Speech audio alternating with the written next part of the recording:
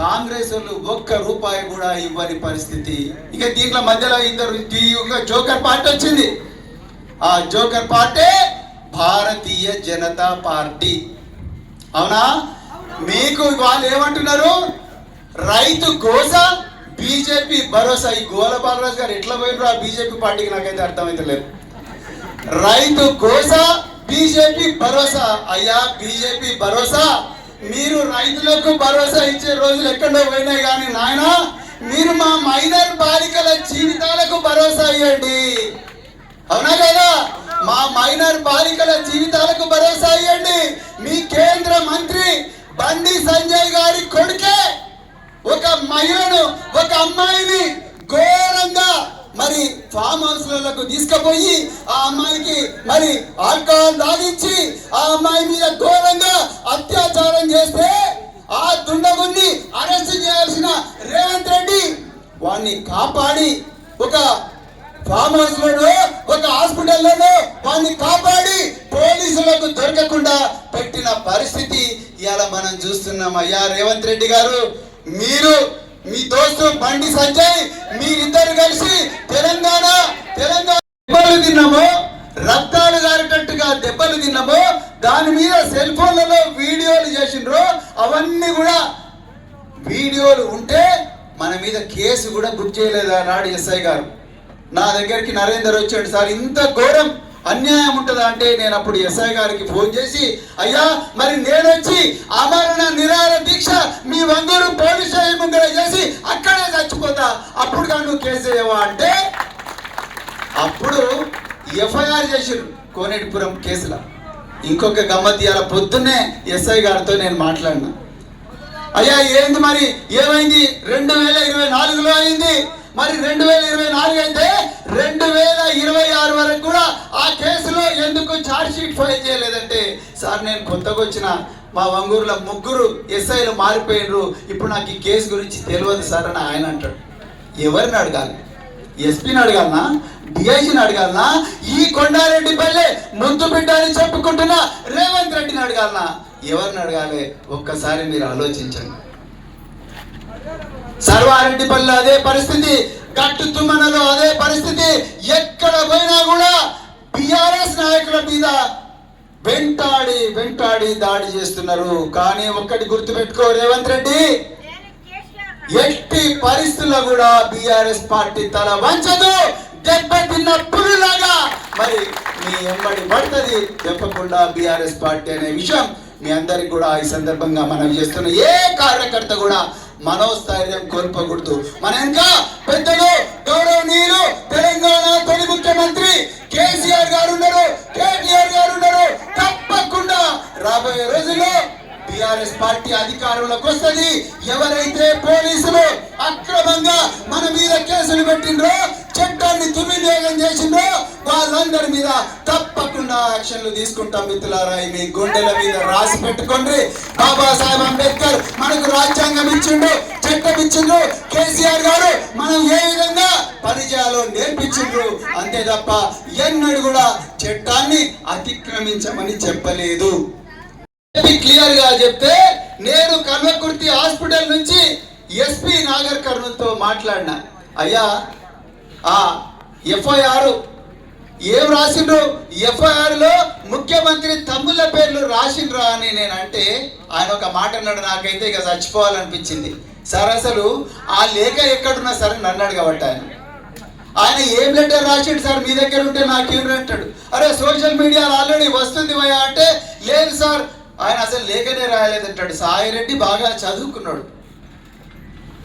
అలాంటి సాయిరెడ్డి కేసులో ఇంతవరకు కనీసం తిరుపతి రెడ్డిని కానీ, కొండల రెడ్డిని కానీ, రేవంత్ రెడ్డిని కానీ, ఇంకెవరైనా వాళ్ళ సోదరులు ఉంటే కనీసం వాళ్ళ ఇంటికి పోయి, సార్ నిజంగా మీరు సాయిరెడ్డిని ఇబ్బంది పెట్టినరా అని అడిగిన పాపాన కూడా పోలేదు. మిత్రులారా, తెలంగాణలో ముఖ్యమంత్రి, హోంమంత్రి ఒక్కడు ఆయనే రేవంత్ రెడ్డి గారు. ఆయన మన దురదృష్టానికి కొండారెడ్డిపల్లిలో పుట్టిండు.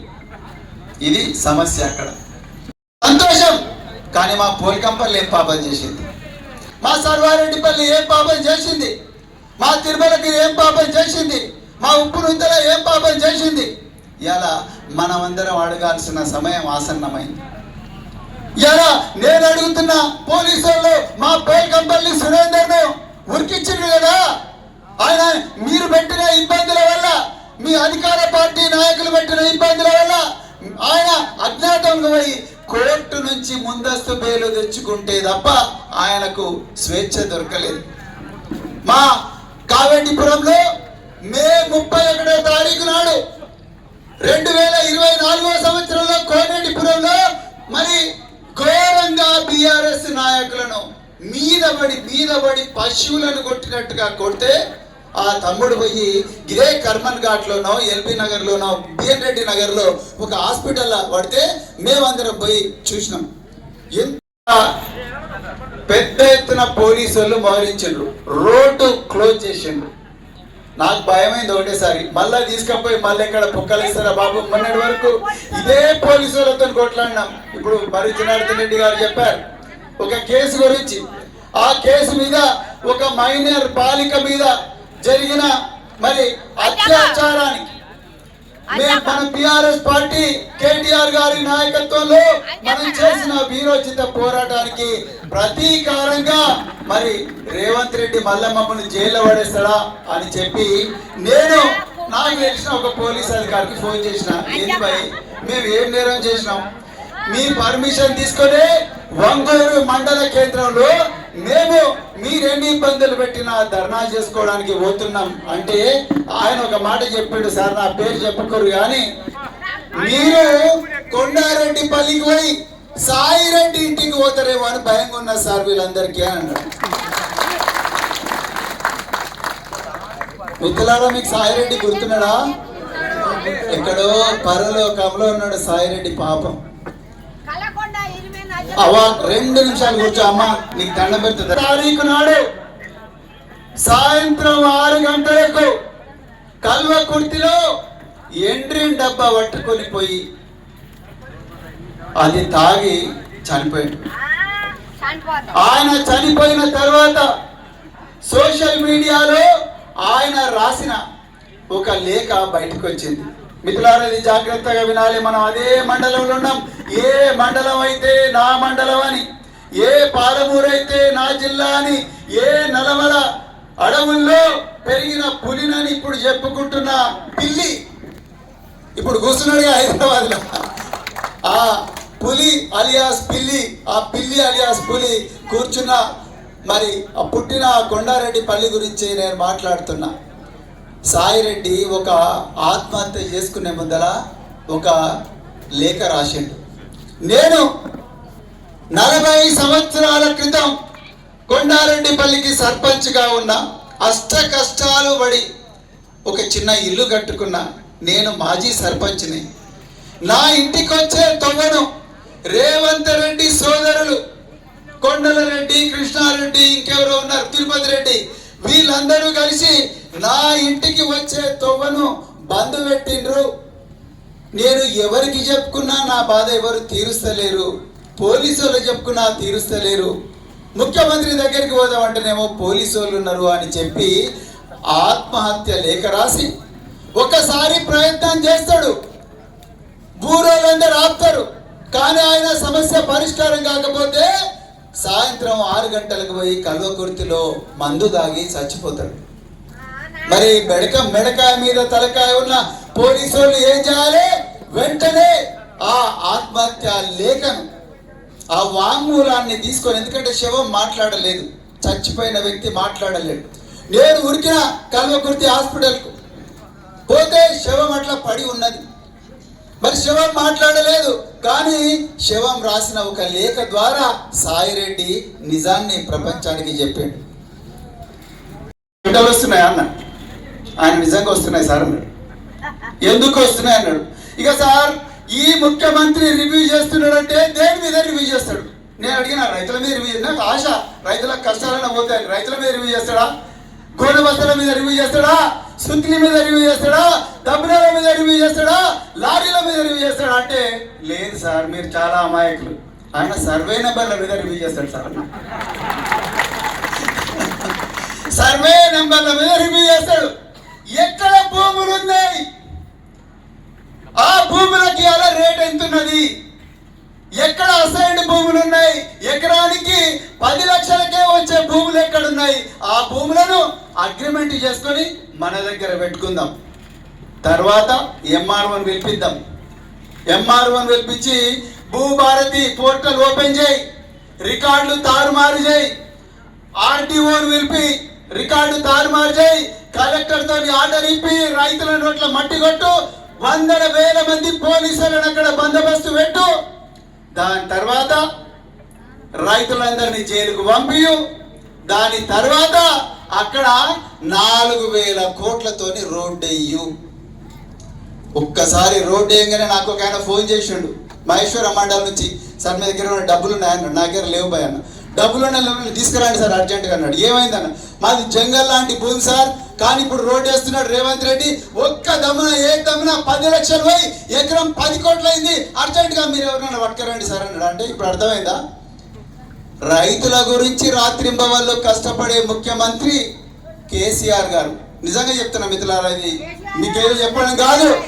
మేము అధికారిగా ఉన్నప్పుడు కేసీఆర్ గారు ముఖ్యమంత్రి ఆ కార్యాలయంలో కూర్చుంటే రైతుల సమస్యలు మాట్లాడేటప్పుడు వేరే ఏ డిపార్ట్మెంట్ గురించి కూడా మాట్లాడేటోడు కాదు. మరి జూన్ నెలలో జూలై నెలలో తొలకరి చినుకులు పడుతున్నాయంటే డిసెంబర్ 3 నెలల ముందరనే టార్పాలిన్ల గురించి, తాటిబాంల గురించి టార్పాలిన్ చర్చ జరిగేది, లారీల గురించి చర్చ జరిగేది, లారీల పోసే డీజిల్ గురించి చర్చ జరిగేది.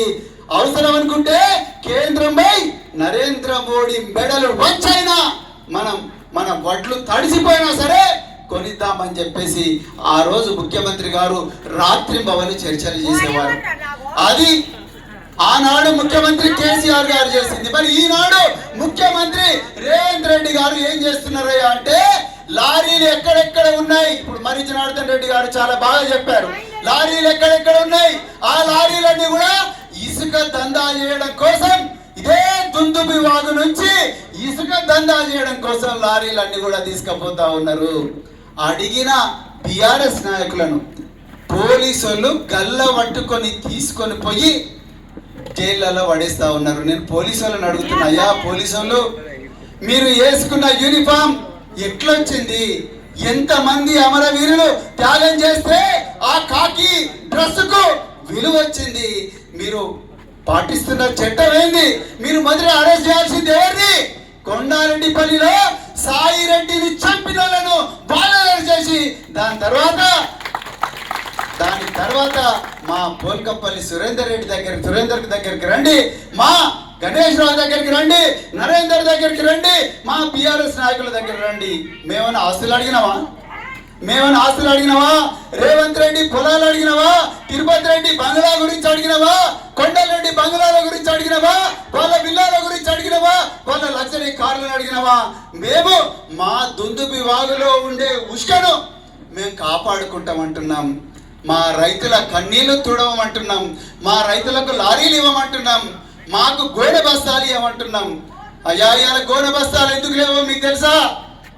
ఎందుకు లేవంటే ఆ గోనె బస్తాలల్లా మన రక్త మాంసాలు పిండి పీల్చి పిప్పి చేసి సంపాదించిన డబ్బును మూటలలో కొట్టి ఆ మూటలకు మన శుద్ధితోని మొత్తం కూడా ప్యాక్ చేసి వాటిని ఢిల్లీకి తరలిస్తున్నాడు రేవంత్ రెడ్డి.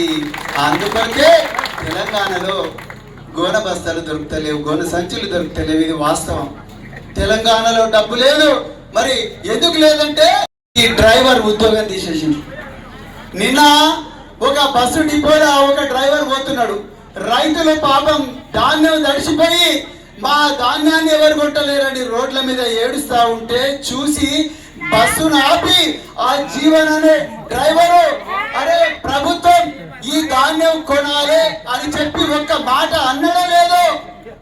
ఆయన డిపోకి పోయే వరకు బిడ్డాన్ని ఉద్యోగం తీసేసామని చెప్పేసి.